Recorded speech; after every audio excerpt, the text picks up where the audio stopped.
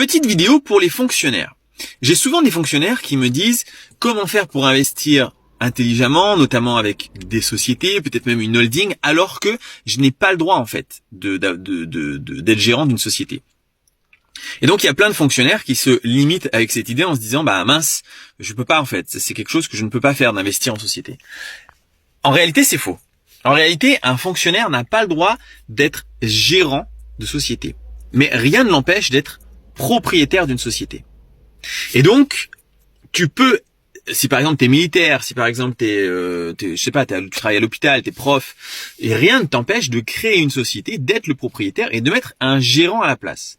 Alors selon ton entreprise, si c'est par exemple de l'immobilier que tu fais une SARL ou une SAS pour faire de l'investissement immobilier et de bénéficier comme ça du calcul en différentiel et donc qui va te permettre d'enchaîner les biens, rien ne t'empêche d'avoir un ami, une famille qui signe les papiers de gérant à ta place. Tu vois, c'est pas non plus quelque chose où tu vas vraiment demander à quelqu'un de bosser pour toi.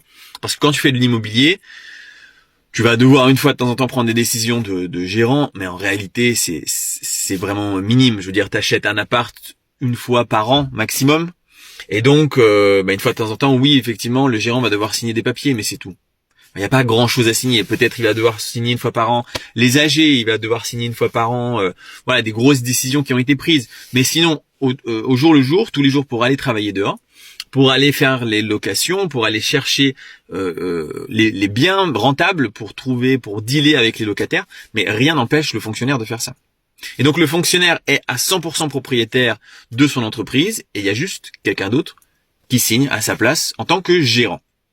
Donc voilà, donc non, c'est pas rédhibitoire pour les fonctionnaires d'investir à travers des sociétés. Si tu n'es pas fonctionnaire et que tu te dis je m'en fiche des sociétés, en fait détrompe-toi. Vraiment le montage en société, si ça t'intéresse, dis-moi dans les commentaires et je ferai une vidéo là-dessus, a une puissance inégalable en fait comparé à investir en nom propre.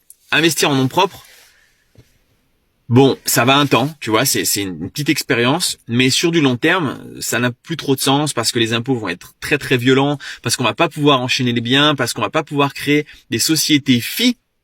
Je sais pas si tu connais ça, les sociétés mère-fille qui permettent d'avoir de recommencer en fait à zéro l'imposition, alors que plus tu vas gagner d'argent dans ta société, plus tu vas devoir payer ta tranche marginale d'imposition sur les sociétés va être élevée, donc tu vas devoir payer plus.